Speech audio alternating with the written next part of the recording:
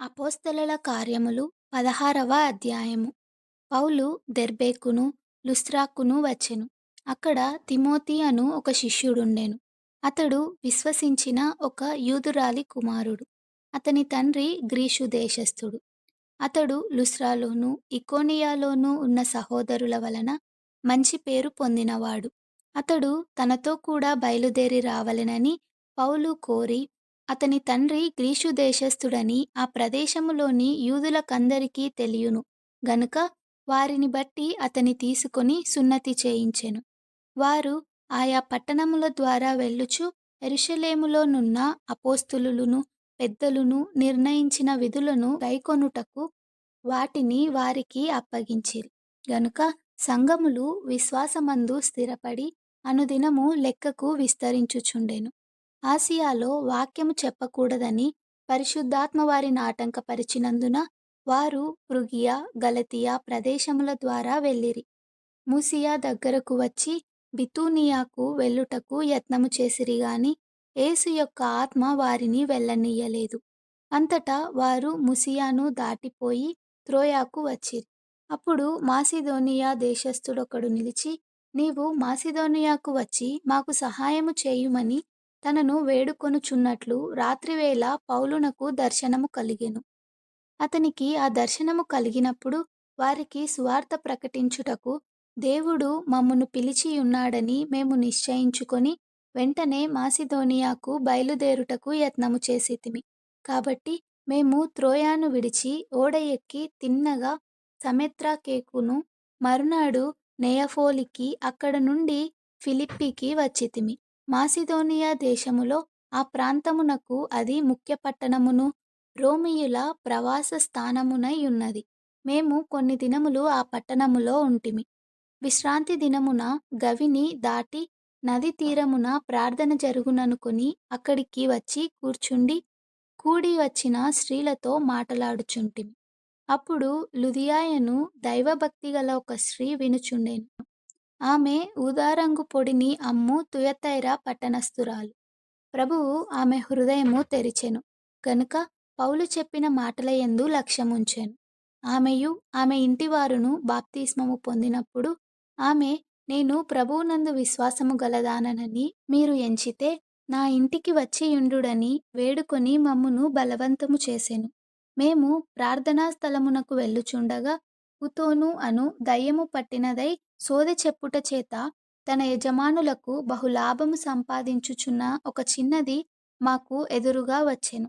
ఆమె పౌలును మమ్మును వెంబడించి, ఈ మనుష్యులు సర్వోన్నతుడైన దేవుని దాసులు, వీరు మీకు రక్షణ మార్గము ప్రచురించువారై ఉన్నారని కేకలు వేసి చెప్పెను. ఆమె ఇలాగు అనేక దినములు చేయుచుండెను గనుక పౌలు వ్యాకులపడి దానివైపు తిరిగి, నీవు ఈమెను వదిలి పొమ్మని యేసుక్రీస్తు నామమున ఆజ్ఞాపించుచున్నానని ఆ దయ్యముతో చెప్పెను. వెంటనే అది ఆమెను వదిలిపోయెను. ఆమె యజమానులు తమ లాభసాధనము పోయెనని చూచి పౌలును సీలాను పట్టుకొని గ్రామపు చావడిలోనికి అధికారుల యొద్దకు ఈడ్చుకొని పోయిరి. అంతటా న్యాయాధిపతుల యొద్దకు వారిని తీసుకొని వచ్చి, ఈ మనుష్యులు యూదులై ఉండి రోమీయులమైన మనము అంగీకరించుటకైనను చేయుటకైనను కూడని ఆచారములు ప్రచురించుచు మన పట్టణము గలిబిలి చేయుచున్నారని చెప్పిరి. అప్పుడు జనసమూహము వారి మీదికి దొమ్మిగా వచ్చెను. న్యాయాధిపతులును వారి వస్త్రములు లాగివేసి వారిని బెత్తములతో కొట్టవలెనని ఆజ్ఞాపించిరి. వారు చాలా దెబ్బలు కొట్టి వారిని చెరసాలలో వేసి భద్రముగా కనిపెట్టవలెనని చెరసాల నాయకునికాజ్ఞాపించిరి. అతడు అట్టి ఆజ్ఞను పొంది వారిని లోపలి చెరసాలలోనికి త్రోసి వారి కాళ్లకు బోండా వేసి బిగించెను.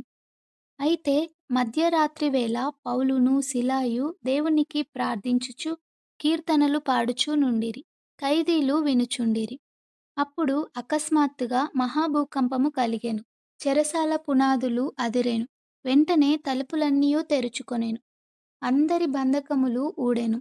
అంతలో చెరసాల నాయకుడు మేలుకొని చెరసాల తలుపులన్నీయు తెరచియుండుట చూచి ఖైదీలు పారిపోయురనుకుని కత్తి దూసి తన్ను తాను చంపుకొనబోయెను. అప్పుడు పౌలు, నీవు ఏ హానియు చేసుకొనవద్దు.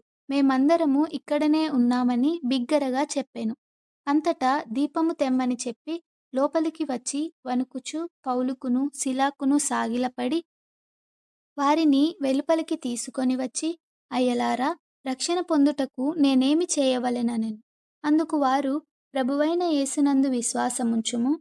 అప్పుడు నీవును నీ ఇంటివారును రక్షణ పొందుదురని చెప్పి, అతనికిని అతని ఇంటనున్న వారికందరికిని దేవుని వాక్యము బోధించిరి. రాత్రి ఆ గడియలోనే అతడు వారిని తీసుకొని వచ్చి వారి గాయములు కడిగెను. వెంటనే అతడును అతని ఇంటి వారందరును బాప్తిస్మము పొందిరి.